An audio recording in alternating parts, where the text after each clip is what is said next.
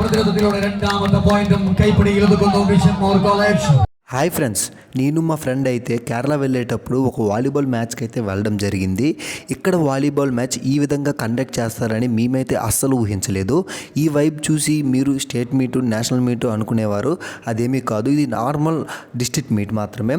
District మీట్నే వీళ్ళు ఇంతలా చేస్తున్నారంటే వీళ్ళకున్న ఇంట్రెస్ట్, వీళ్ళకున్న ప్యాషన్ మనం తెలుసుకోవచ్చు.